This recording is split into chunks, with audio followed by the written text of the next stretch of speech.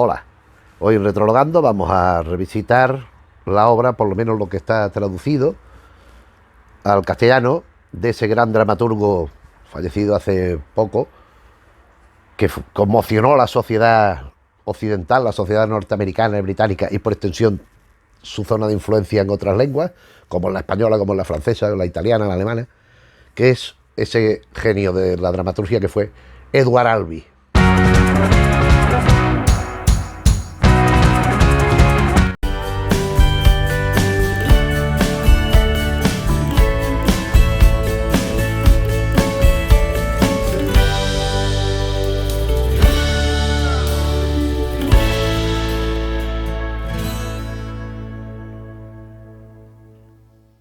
Edward Albee, nacido, el nombre puesto, no nacido, el nombre puesto por su familia, que ahora veremos, Edward Franklin Albee III, nació en Washington el 12 de marzo de 1928, según los registros, y falleció en Montauk, en su casa, el 16 de septiembre de 2016.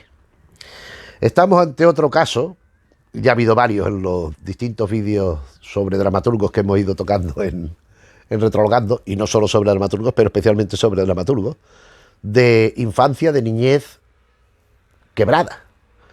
O sea, Edward Albee pues nace en 1928 y a las 2 semanas de vida es dado en adopción. No lo quería nadie. Es que era una cosa. O sea, los padres, yo no sé si son conocidos, los padres naturales, quiero decir, es llevado a la adopción y enseguida adoptado y trasladado a Nueva York por un individuo llamado Reed Albee, que era hijo de un magnate, de un dueño de vaudevilles, que tenía varios teatros, que producía musicales, que se llamaba Edward Franklin Albee II. Con lo cual, a él, para homenajear a su abuelo adoptivo en este caso, pues le pusieron Edward Francis Albee III. Edward Albee, pues el tercero que además, fíjate tú qué intuición, que después se dedicaría, aunque no desde la producción, desde la empresa, dijéramos, al espectáculo, él sí, desde la autoría y desde la dirección. Su madre adoptiva, por lo visto, era una persona un tanto extraña, que de pronto salía con ideas socialistas por el asunto. Estamos hablando, fíjate, de los Estados Unidos de los años 30-40, y con la que mantuvo una relación muy complicada, que se ve en una de sus obras, como después referiré. Él también tuvo una cierta represión, autorrepresión, en torno a su sexualidad, porque él en entrevistas y en escritos que ha ido haciendo en artículos, él era un homosexual, era un gay, y él dice que se dio cuenta de su homosexualidad cuando tenía 12 años, o 12 años, o 13 años, de entre 12 y 13 años, que él se dio cuenta de su sexualidad, porque lo que le atraían era los de su sexo, no las mujeres. Pero con todo y con eso, él intentó pues engañarse o no aceptarlo, y él llegó a casarse con una mujer. Lógicamente, bueno, hoy se pueden casar, pero entonces no se podían casar hombres con hombres y mujeres con mujeres. Él llegó a casarse, como digo, con una actriz, Delphine Weisinger, que bueno, fueron a Inglaterra juntos, tal. Estuvieron juntos muy poco tiempo, pero sin embargo, Edward Albee mantuvo la relación de amistad y de cordialidad, y como si fueran de familia, con los padres políticos, con los padres de ella. Él siguió manteniendo muy buena relación con esta gente. Pero él no aceptaba su condición homosexual, y sobre todo él no quería ser reconocido como un escritor gay. Él quería desprenderse de esto, y a tenor de lo que conocemos su obra, quizá con la excepción de la última, esto queda muy patente. Y él, pues nada, en su casa, el 16 de septiembre de 2016, con 88 años, pues apareció muerto.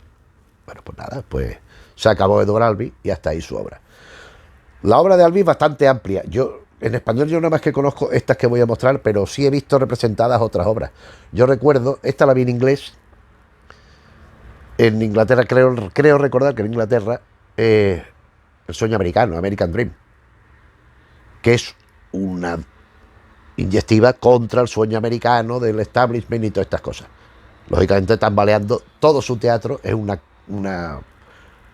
puesta en clave de solfa, un cuestionamiento absoluto desde la interioridad de ciertos estamentos de la sociedad, de ciertos pilares de la sociedad, como es el tema del trabajo, como es el tema de la sexualidad, como es el tema de la relación de pareja, en particular de los matrimonios, como es el tema de la ideología, como es el tema de la diferencia de clase.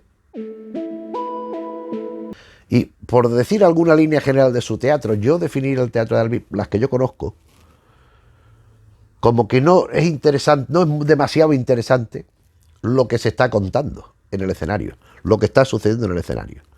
Lo que interesa es la sensación que produce en el receptor. Es decir, la obra más conocida, ¿quién teme a Virginia Woolf? Pues las conversaciones entre los personajes. Pues bueno, hay algunos momentos más graciosos, hay otros momentos más violentos, hay momentos de choque, hay momentos de cierto encariñamiento, incluso de cierto erotismo, pero que no tienen una trascendencia básica, ni dentro de la acción, aparte de su propio desarrollo, como la que tienen en la influencia sobre el espectador o el lector. Porque todo ese conjunto de aparentemente momentos intrascendentes, conversaciones y oraciones que bueno, que tampoco son grandilocuentes, ni son de estas que, esto es para ponerlo, para tomarme nota y ponerlo, utilizar la frase cuando pueda. No, son frases corrientes, porque la gracia de este teatro es que fluye muy bien. Son de pocos personajes, pero la acción va discurriendo siempre y la expresión oral es magnífica, porque lo que quiere es esto, es despertar inquietud en el espectador, en el lector, en el receptor, en definitiva, es de inquietarlo, es demostrarle que muchas de las cosas que tiene como preconcebidas, como ciertas, que no lo son tales, y que muchas veces, en muchas ocasiones, son lo contrario.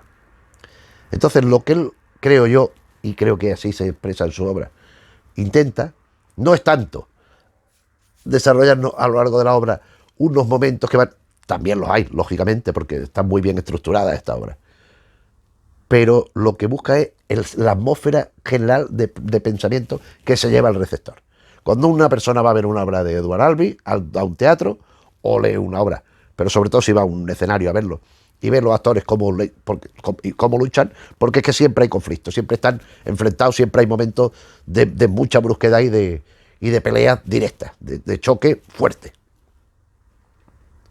Pero incluso en los momentos de reconciliación, el espectador sale con la sensación de que se está tambaleando algo, de que lo que ha visto en el escenario le hace plantearse la certeza o la seguridad, el mantenimiento de ciertas premisas que ya digo que se dan por consideradas como algo normal y estable y fijo. Pero por pasar a las obras, también recuerdo, aparte del Sueño Americano, que yo no conozco traducción, otra, que está la misma Madrid con la hacía un grupo, no me acuerdo si argentino, creo recordar que era argentino, que era El Bebé, donde jugaba con el conocimiento del mundo de un ser recién nacido, que era un bebé, pero que era un adulto, es un señor que se cree un bebé.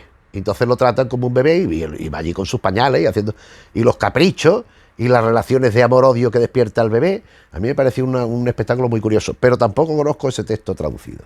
El primero que escribió, y sí, hay varias traducciones, yo tengo dos, que ahora mostraré, Historia del Zoo. Historia del Zoo, esto a mí ya sí me parece una obra muy interesante, es una obra de mucho peso y que ya no está planteando esto que estaba diciendo.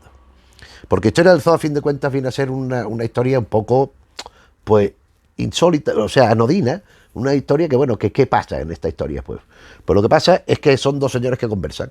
Hay un tipo de cierto nivel, mira, aquí tengo la otra edición antes de que se me olvide, porque, aunque este libro volveremos después porque este libro contiene otras cosas también, otros materiales, pero la Historia del Zoo está aquí, bueno, pues en otra traducción. Hay uno de los personajes que se llama Peter, que es un hombre, pues un burgués, un hombre de clase media, que está casado, que tiene dos hijas, que tiene unos periquitos, que tiene unos gatos, que les tienen que dar de comer, que tal y cual.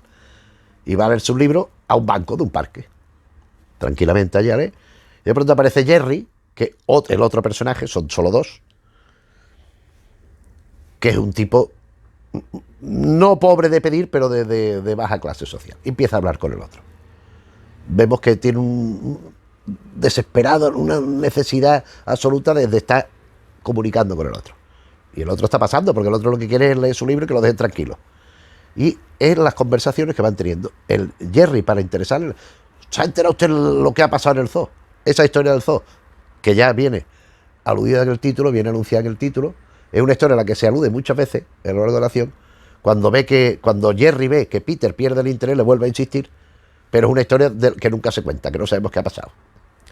Sí vamos viendo las diferencias que hay entre uno y otro, porque al principio, pues ya digo, bueno, uno habla y el otro pues está allí como aguantando por no marcharse, pero van entrando en conflicto, sobre todo a partir de un momento que Jerry cuenta la historia de un perro bueno tal, al que envenena, y esto hace que Peter estalle. Entonces Peter reacciona enfrentándose con Jerry, y ahí pues la pelea, bueno, que el Jerry un poco más o menos, no vamos a decir el final total, pero tampoco pasa nada, saca no me acuerdo si un cuchillo, una navaja, pero no para atacar al otro, sino para que equilibrar la cosa, y al final hace que el otro le clave la navaja a él. O sea, es una cosa, son personajes siempre muy limítrofes, en este caso Jerry más que el otro, más que Peter. También Peter tiene lo suyo, porque Peter, ese burgués, ese hombre de clase media, al que se le presuponen una serie de circunstancias, que él está muy feliz con su mujer, con su hija, con sus pajaritos allí y tal, después no es tanto, está ocultando muchas cosas y está reprimiendo y reteniendo una serie de secretos inconfesables, de deseos incumplidos y de frustraciones, pues bueno, pues eso, como es en la realidad. Y también, claro, lógicamente, la confrontación de clases sociales entre la clase media esta de Peter y la pobreza, la penuria del otro, de Jerry. Peter es que no me acuerdo si un banquero, que no me acuerdo qué negocio tenía, pero sí que era un hombre de buen estar. Después viene, en esta relación de lo que tengo, Quien teme a Virginia Woolf, que es su obra maestra. Esta es su obra fundamental, Quien teme a Virginia Woolf. Esta es la obra más conocida de Edward Albee y es una de las obras más conocidas del teatro contemporáneo, toda vez que también tiene una versión fílmica muy conocida. A propósito de Historia del Zoo, debo decir que ha habido varios montajes muy conocidos, y yo recuerdo uno hecho en España dirigido por William Layton, donde José Pedro Carrión hacía Peter y Chema Muñoz hacía el Jerry. Esto fue un montaje que debió ser por los 90, finales de los 80, 90, pero procedía de un montaje que el propio William Layton había dirigido en 1971 con Antonio Llopis de Jerry y José Carlos Plaza de Peter. José Carlos Plaza es el celebérrimo director de escena que ya conocemos todos. Bien. ¿Quién teme a Virginia Woolf? También yo he visto montajes maravillosos. Recuerdo especialmente uno que me llamó mucho la atención, que fue el último montaje de Adolfo Marsillac. Adolfo Marsillac, si no el último montaje, el penúltimo, y el último en el que él intervino, seguro. Porque él lo dirigió y lo interpretó. Él interpretó el personaje de George, junto a Nuria Espert haciendo del de Marta. Eran los protagonistas, después estaba Pep Munet y Marta Fernández Muro haciendo los otros dos, los Nick y Honey. Entonces, ¿quién te me Virginia Woolf? Esta edición es en catalán. Yo tengo esta edición que publicó el Instituto del Teatro de Barcelona, porque cuando yo quería leer este texto, pues yo no encontré ninguna versión en castellano. Y bueno, como en catalán pues lo conozco igual que en castellano, pues nada. Pues me compré esta versión, que debió de hacerse en algún sitio, porque si no, no sé por qué se publicó esto, o porque se publicó porque se tiene que publicar, no lo sé. Y también hay, como decía, la versión fílmica celebérrima, protagonizada por Richard Burton y Elizabeth Taylor, que se dio a conocer, que es tan conocida, tan popular, porque además de que muy buena película, está muy bien hecha y ellos están muy bien, en cierta manera, ellos eran la personificación justamente de lo que Edward Albee nos está contando en la obra. Porque era un matrimonio que se estaban peleando siempre, que se casaron no sé si 3 o 4 veces, se separaron, se divorciaron y se volvieron a casar. Era una relación tormentosa y una relación pues como es la de los personajes de la obra.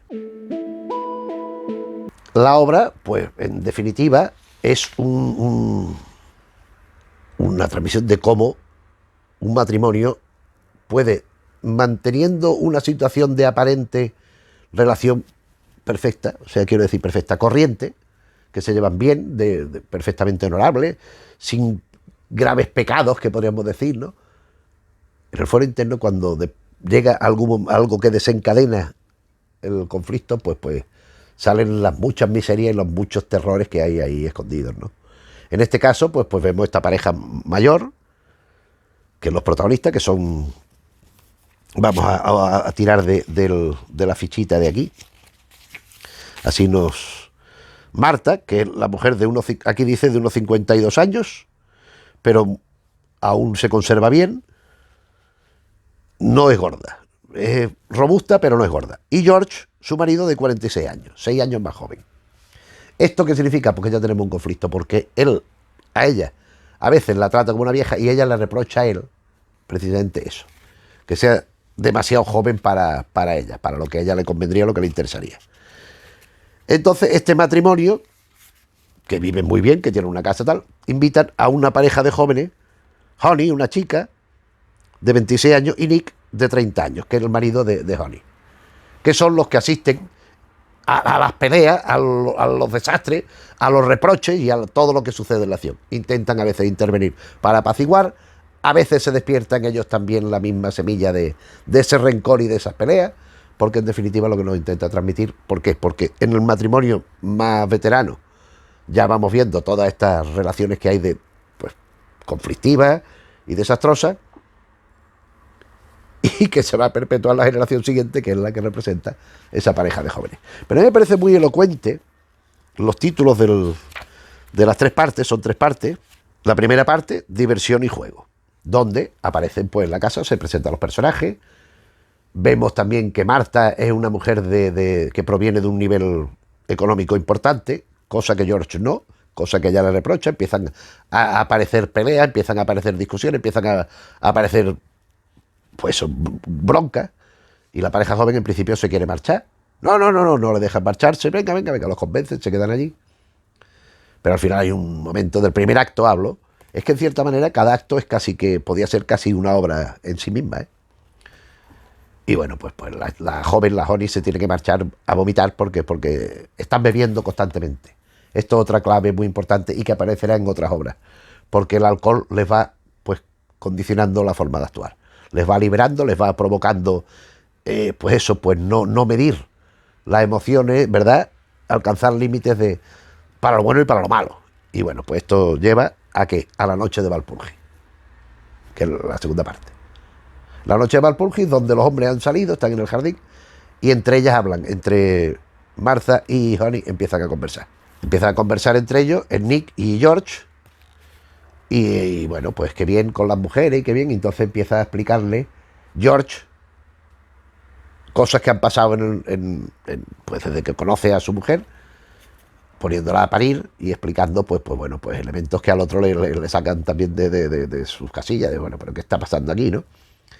En la noche de brujas, la noche de los disparates, aquí ya el alcohol a machapartillo está, pues, provocando, está ejerciendo una influencia de primer orden en lo que va sucediendo los personajes y en lo que van hablando, en lo que van haciendo. Y hablan también de la conveniencia o no de tener hijos, lo cual provoca una pelea entre los dos. Bueno, vuelven para adentro, ya están las mujeres presentes, que la otra estaba vomitando y la otra ha ido a auxiliarla, y ya vienen tal, hay un bailecito erótico un poco más o menos picantillo en escena por parte de Marta y George. Es que yo recuerdo muy bien la función y entonces me estoy acordando de Marsillá y Nuria Esper haciendo esto, precisamente. Marta, en su intención de humillar a George todo lo que pueda, habla de una novela que le escribió, que era un disparate, que era un horror, que nadie quería, que la rechazaban por todas partes. Y empiezan otra vez, porque también han hablado de su hijo, de Marta y George, que parece que es un hijo que parece que es imaginario, parece que es un hijo que no existe. Y sí existe. Lo que pasa que es que aparentemente en esta noche de Walpurgis, pues no. Y la cosa más o menos concluye con que la otra se va a vomitar otra vez y Marta pues empieza a tirar los tejos a Nick y como que se lo quiere enredar. Pero bueno. Y la tercera, que es el exorcismo, o sea, el exorcismo, que es el soltar los demonios, el liberar los demonios. Entonces hay un momento en que Marta reprocha al joven Nick que, como iba muy soplado, iba muy puestecito, no ha sido capaz de hacer el amor, no ha sido capaz de mantener relaciones con ella. Pero estos no tienen al marido, bueno. El marido, George, le hace que hable de su hijo. Ella le cuenta cosas del hijo. Él hace una referencia, quiero recordar, a un tranvía llamado Deseo. Ella le pregunta algo y él viene con unas flores y hace una especie de referencia, de frase muy conocida de un tranvía llamado Deseo, de Tennessee Williams. Y entonces, bueno, discuten, como siempre, porque no hacen más que discutir, y George y Marta se ponen a meterse con el Nick, con el joven, por esto que acabo de decir, por haber sido incapaz de cumplir con lo que se esperaba de él. En fin, y al final pues llega una notificación, un telegrama, de que el hijo de Marta, George, ha muerto. O sea que aquello que era que si era real, que si era ficticio, pues nos queda claro de que definitivamente pues esa pérdida que de alguna forma también a ellos les tenía unidos porque ellos lo querían mucho, se supone. Que claro, es que una situación tan extrema, tan límite, que parece que estuviéramos hablando de locos, ¿verdad? Pero no, en su contexto interno tiene mucho sentido. Y después hay, bueno, pues ya al final estamos viendo que, bueno, pues ellos se quedan allí, Marta y George, los jóvenes se marchan, ya digo, pues se van a quedar con sus rencillas, con sus movidas, y los que se van, pues en parte, pues van a ir un poco en la misma línea. La frase "¿Quién teme a Virginia Woolf?" es, en español, por lo menos la versión "¿Quién teme al lobo feroz?", "¿Quién teme al lobo feroz?", es la cancioncita popularizada por el cortometraje de Disney. Pero claro, para volverlo en el contexto de la obra, "¿Quién teme a Virginia Woolf? Virginia Woolf, Virginia Woolf". Y la frase final de la obra, la frase, el diálogo final, el trocito final de la obra, pregunta George, o sea, está cantando George, "¿Quién teme a Virginia Woolf? Virginia Woolf, Virginia Woolf". Y Marta le responde, "Yo le tengo miedo, George. Yo le tengo miedo". O sea, todo eso que implica ese jueguecito, esas cosas, porque Virginia Woolf, claro, es un referente también de reivindicación de cosas de la mujer, pero también puede servir de lo contrario desde la perspectiva machista, ¿no? Entonces, es un juego muy inteligente, y ya digo, o sea, una obra que terminas derrotado cuando la ves, ¿no? Pero bueno, es la función de ella, de esta función. Estas dos obras que digo, que bueno, son desazonantes al máximo, se estrenaron Historia del Zoo en 1958 y en 1962 "Quién teme a Virginia Woolf". Es algo que en su momento debió ser un impacto absoluto, porque es que claro, las demás obras, siendo muy interesantes en mi opinión, y algunas de gran riesgo como la última, no, pero son muy impactantes y son, evidentemente son obras muy interesantes y que cuestionan no pocas cosas, pero no llegan al nivel de eficacia de la Virginia Woolf y de la Historia del Zoo, en mi opinión. Entonces, la siguiente obra del año 66 es Un delicado equilibrio, que lo tenemos en este tomo, que vienen otras dos obras, Tres mujeres altas y La cabra, aunque no Silvia, que está en la última, que es la que me estoy refiriendo todo el rato, pero Un delicado equilibrio es la primera que viene en este tomo de Losada, que se estrenó en 1966. Esta obra nos plantea el delicado equilibrio que alude el título, consiste en la armonía hogareña. Aquí volvemos a la crítica de la clase media, como las dos anteriores, de clase media alta, pero aquí no tanto las relaciones de matrimonio como las con los demás, con los vecinos, con los amigos, con la gente que vive fuera, que entra en el contexto. ¿Por qué? Porque aquí hay un matrimonio que son Tobias y Agnes, que viven en su casa, tienen cierta edad, y también vive con ellos Claire, que es la hermana de ella, que es una alcohólica, que tiene problemas, que bueno, que ya podemos suponer, habida cuenta de lo que conocemos, por ejemplo, por Quién teme a Virginia Woolf. Y de pronto hay otro matrimonio de amigos suyos, que se llaman Harry y Edna, que deciden instalarse en casa de los protagonistas, de Tobias y Agnes. O sea, ellos llegan allí a instalarse en su casa porque algo de fuera les aterroriza. Hay algo que ha sucedido fuera que no les deja vivir. Entonces vienen allí y lo que hacen es invadir la casa de este matrimonio y de la hermana alcohólica, que también está allí, que también es mayor. Y para terminar de rematar aparece Julia. O sea, llegan, ellos están viviendo el matrimonio y la hermana alcohólica allí, pues bueno, más o menos viviendo tranquilamente. Y aparece los invasores, el matrimonio de amigos, y después la hija al otro día, que se ha divorciado, ya no quiere saber nada del marido y viene allí hasta en su casa con sus padres. Mientras tanto, pues pasa la tormenta. ¿Y esto en qué termina? Pues lo que podemos suponer. La mujer se vuelve cada vez más autoritaria, la esposa, la Agnes. La hija, que es un desastre en los matrimonios. Me parece recordar que era el tercero o el cuarto que había tenido de matrimonio. Y todos habían terminado igual. Y van pues llegando a un momento en que salta todo por los aires, ¿no? Como era de esperar. Entonces, este equilibrio es ese sentimiento favorable a estos invasores que han llegado, a esta gente que ha usurpado el territorio, que está allí, que no tiene que estar, y que decide, no dicen por qué, dicen que es algo que hay que les da miedo, que está fuera, pero que ellos quieren quedarse allí para siempre, ellos quieren instalarse allí mientras vivan. Entonces, claro, hace pues nacer todas estas tensiones y todas estas tiranteces que concluyen pues con la violencia que se puede suponer, no necesariamente física, sino psicológica, relativa a los personajes y, por extensión y por extrapolación, al público que lo está viendo y que está sintiendo pues esto mismo. Es que son situaciones muy que parten de un... Hombre, a nadie le va a venir, por lo menos nadie en su sano juicio va a ir a casa de otro a irse a vivir allí porque hay algo que le asusta de fuera. Pero sí que hay intromisiones, no llevadas a este límite, pero sí que hay intromisiones entre gente amiga, entre gente conocida, intromisiones que a veces pues molestan o que dañan o que perjudican.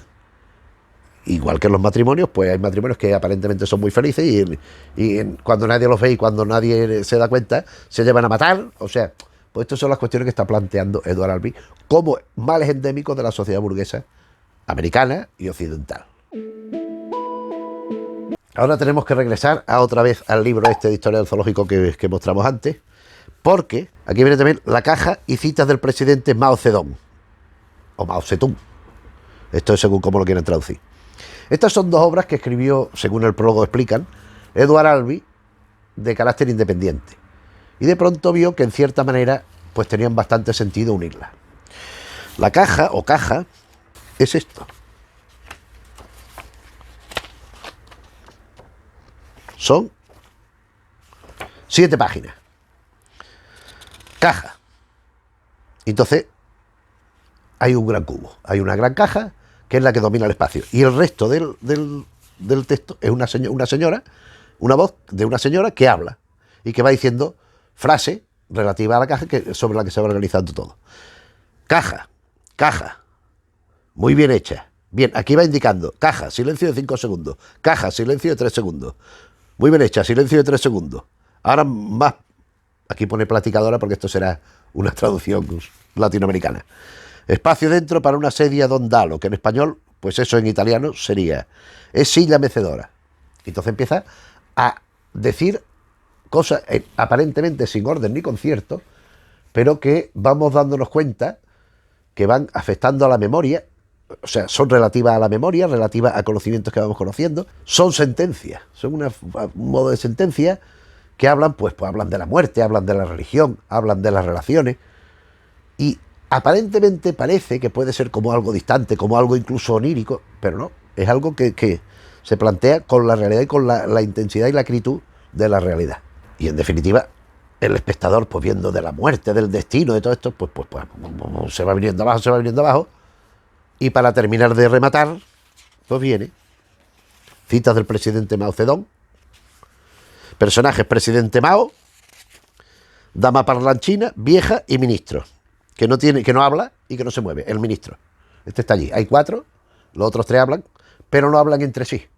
Hablan cada uno como si fuera un monólogo o soliloquio, van alargando el rollo, cada uno lo suyo, o sea, alternándose, o sea, no van en orden, no habla Mao, la vieja, los dos. Van intercalando sus intervenciones, pero cada uno hablando de lo mismo. Perdón, hablando de lo suyo particular. Cada uno hablando de su asunto, sin nada que ver con lo de los otros. Aquí, pues ya digo, esto es, cada uno te va mandando su andanada y el espectador lo que va recibiendo. Por ejemplo, lo de Mao Zedong habla del comunismo como una alternativa que donde, por ejemplo, pues se contempla la guerra como una solución para imponer el comunismo. Por ejemplo, en el discurso de Mao. Entonces, lo que pasa es eso, que lo que busca es, primero, que el espectador no entienda bien lo que está pasando, porque está escuchando uno que habla de una cosa, le sigue otro que habla de otra, otro que habla de otra, que no tiene nada que ver entre sí. Cada discurso independiente sí tiene su hilazón y tiene su continuidad, pero como está interrumpido por las intervenciones de los otros dos, pues no llegamos a entender bien lo que pasa y lo que va generando una situación, eso de intranquilidad, de estarse nervioso y de ver lo que pasa. Bien, la siguiente obra serían 2, contando las maneras y escuchando. Son 2 obras no muy extensas, que también escribió por separado, pero al final, dirigido por el propio Albee, se estrenó en 1977, las 2 en un espectáculo conjunto, donde los protagonistas eran los personajes de Contando las maneras, son 2. Es un matrimonio, ella y él. Ella era Angela Lansbury, nuestra querida Jessica Fletcher de Se ha escrito un crimen, o La bruja novata, o tantas cosas, y él, William Prince. Y escuchando, que él dice una pieza de cámara, es una cosa igualmente intimista, en este mismo montaje de 1977, dirigido por Edward Albee, Angela Lansbury, William Prince y la muchacha Maureen Anderman. Es decir, los mismos actores hacían las dos obras distintas. No son obras muy diferentes entre sí, pero a su vez son completamente distintas, pero lo que sí contienen es más de lo mismo de Virginia Woolf. Es decir, aquí el cuestionamiento absoluto no llegan a su nivel de eficacia, pero el cuestionamiento del matrimonio, de la pareja como tal, como institución y como entidad realmente de sentimiento. Que no, que es lo que plantea él, sobre todo en contando las maneras, es contar las maneras de hacerse la puñeta, de engañar, de fingir, de dañar al otro, de intentar imponerse al otro. Eso es contando las maneras. Y escuchando, en cierta manera es complementario, porque escuchar esas mismas maneras que te están contando, con la introducción de la chica joven, que viene a significar un poco pues lo mismo que en el Virginia Woolf. Por un lado, la posibilidad de la ruptura de esa pareja, la infidelidad, que en el caso de Virginia Woolf era el Nick con Marta, y por otro, el mantenimiento de esos mismos sentimientos, de esas mismas ocultaciones y de esos mismos daños que va produciendo la sociedad en los individuos. La siguiente obra, Tres mujeres altas. Tenemos aquí la segunda de este libro, que aquí hay tres mujeres que son A, B y C. Vamos a ver las descripciones de los personajes. A, B y C, donde A es una... Aquí está. Una mujer muy anciana. A es la representación de la madre del propio Albee. Él, en este personaje, quiso volcar lo que él pensaba de su madre. Una mujer muy anciana, delgada, autocrática, orgullosa, tan completa como los estragos del tiempo lo permiten. Uña rojo carmesí, cabello bien peinado, maquillada. Hermoso camisón y bata. Esta era su mujer. B, se parece a lo que debió haber sido A los 52 años. Ropa común. Y C, se parece a lo que debió de haber sido B a los 26 años.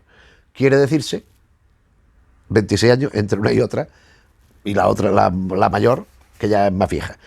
Después hay un chico, joven, que es un chico que viene de un colegio privado, que va muy bien vestido, que bueno, tiene poca trascendencia, que se relaciona sobre todo con C, aunque es el hijo, bueno, en fin, de la otra. Es que también es una obra un poco complicada, porque en la primera parte A es una vieja que está, pues que necesita atención. Entonces B es la que la está cuidando, pero ha ido para notificarle que bueno, que no puede seguir allí, pero tiene que estar allí y no puede estar allí sola y tal igual, ni aunque esté atendida. El primer acto nos plantea una situación donde está la vieja con la cuidadora, y la vieja es muy despótica, es muy mandona, pero además siempre está contando batallitas y cosas. Entonces la cuidadora, que es más joven que ella, lo que hace es a veces le sigue la corriente, a veces le mete corte, le dice cosas, se mete con ella, y aparece la jovencita. La jovencita viene de parte de unos abogados, porque la vieja ha ido dejando pasar y debe dinero. Y entonces va a contarle lo que pasa. Oiga, mire, que es que tienen que pagar. Y entonces la vieja lo que le empieza es a contar historias de su juventud como si fuera una pariente suya, con los comentarios de la otra. Y en el segundo acto sucede algo muy distinto, porque no tiene que ver con que la protagonista, la dama, la despótica, la madre del propio Albee, es sobre la que se vertebra todo el segundo acto. Porque esta mujer que está tan mayor, en el segundo acto está... o sea, vamos a ver si me explico bien. La vieja está en la cama, pero lo que hay en la cama no es una actriz, es un maniquí. Está en la cama. Entonces vienen A, B y C, que son el mismo personaje de la A del primer acto, que es el que está representado por el maniquí que está acostado, pero A, B y C son la misma en tres momentos diferentes de su vida. Con 20 y tantos años, con 50 y tantos años, y ya en su época ya de absoluta degradación, ya de ocaso. Entonces pues van planteando pues situaciones de cada una, cómo afronta en sus distintos momentos determinadas situaciones. En fin, es un experimento curioso, ¿no? Entonces van discutiendo qué es lo mejor que han hecho, qué es lo peor, y aparece el muchachito ese bien vestido, que es el hijo de la vieja, y viene allí a sentarse allí al lado de la cama, pues supuestamente a atenderla, a ver. Y entonces ella, bueno, qué es lo mejor? Y al final se decide que entre las 3 generaciones, que lo mejor es cuando ya se ha hecho todo. Ya no hay nada por hacer, entonces ya... Eso es lo que viene a decir la obra. Bien. Y vamos con la última, que es La cabra o quién es Silvia, que también es bastante impactante, todas lo son. Esta es de 2002. 3 mujeres altas de 1992, o sea, las primeras son de una etapa, las intermedias serían estas de la de Mao Zedong y la de las contando las maneras y escuchando, y la del final, las 3 mujeres altas, y La cabra o quién es Silvia. La cabra, yo vi un montaje aquí en España que me parece recordar que dirigía Pou, José María Pou, pero no me terminó de interesar. A mí me pareció una obra que quizá habría que haberlo orientado de otra manera, a lo mejor, o a lo mejor estoy yo equivocado. El protagonista es Martin. Martin, que es un arquitecto, un hombre de clase media alta, que vive bien, no, más bien alta que media, porque es un tipo que gana muchísimo dinero y es muy conocido, un hombre muy prestigioso y que además acaba de recibir un premio muy importante. Está su mujer, que se llama Stevie, y tienen un hijo que es gay. Y él no acepta la homosexualidad de su hijo. El hijo se llama Billy y el padre no termina de transigir con esto. Y de pronto aparece otro personaje llamado Ross, que es un amigo del arquitecto, pues para hablar con él, pero sobre todo para hacer una entrevista por el premio, por el prestigio, por otras cosas. Y entonces este Martin, el arquitecto, le reconoce que está profunda y locamente enamorado de Silvia. La conocía a Silvia, se han mirado, y él, la mirada que ha tenido con Silvia ha sido un chispazo que no había notado nunca. Y entonces están teniendo relaciones sexuales, pero no solo sexuales, sino que son verdaderos amantes enamorados, con reciprocidad. Bueno, eso no tendría nada de particular, más allá del engaño, si no fuera porque los cuernos, en este caso, no son solo metafóricos, sino que son físicos, puesto que le enseño una foto de Silvia y Silvia es una cabra. O sea, este arquitecto se ha enamorado de una cabra. Esto es bestialismo puro y duro. O sea, no, aquí no hay... Ah, no, es que la cabra sí, bueno, sí tiene una lectura, a lo mejor, de la mitología de la cabra, de la gran madre, de no sé qué, pero lo que estamos hablando, yo creo que, y conociendo la perspectiva del bueno de Albi, pues que esto es bestialismo a pacha martillo, ¿no? La cuestión, que este hombre, que es tan intolerante con la homosexualidad de su hijo, ahora tiene esta desviación, llamémosle así, respecto a lo normal de querer estar con un animal en vez de con una persona. Entonces, ¿qué ocurre? Que Ross, el periodista, está asombrado y piensa que es que el otro está medio chalado. Además, en unas conversaciones además se pisan, se intervienen, sobre todo a partir del momento en que Ross le dice a Stevie, a la mujer del arquitecto, lo que pasa, le cuenta lo que pasa. Y entonces empiezan las discusiones, empiezan los desastres, empiezan las peleas. Ya digo, está uno hablando, el otro se pone a hablar a la vez y el otro se pone a hablar a la vez, empiezan a pelearse. Y al final, ¿qué parece? Que para reconducir la situación y mantener la moral burguesa de toda la vida, se requiere el sacrificio de la cabra. Con lo cual el ritual de quebrantamiento de lo extraño, de lo que irrumpe en lo estable, de lo insólito, en definitiva, que eso que de alguna forma distorsiona o quebranta toda esa normalidad establecida, todo eso que se ha ido construyendo para ese mantenimiento, insisto, dentro de, claro, una vez descubierto el pastel de la cabra famosa, entre el matrimonio se ve que no eran tampoco ninguna pareja de idilio romántico para hacer una canción ni nada por el estilo, sumado a la intolerancia del padre hacia la homosexualidad del hijo. Pero en cuanto a la cabra, parece ser que la cabra, esa representación de lo inhabitual, de lo extraño, de lo insólito, de lo inédito, pues requiere acabar con ella de forma radical y así, en ese sacrificio, volver a restablecer el orden preestablecido. Esto es lo que viene a ser, en mi opinión, la lectura de la cabra, o quién es Silvia, que es la obra que cierra este tomo y que es la que yo creo que la última, por lo menos la última que yo conozco, de Edward Albee. A mí me parece que es un autor, como dije al principio, no tanto de contenidos específicos, que también los hay, lógicamente, pero son más elementalizados, son más esencializados, son muy sintéticos. Todo lo que se va desarrollando en la obra es para transmitir al receptor una forma de estar, una forma de ser, una forma de inquietar, de demostrar que lo que se da por preconcebido casi nunca es la realidad. Siempre esconde otras cosas. Que es el planteamiento, lógicamente, a ver, esto no hay que llevarlo a rajatabla, esto tiene su base, digamos, de verdad, pero que no es así. O sea, no por suerte.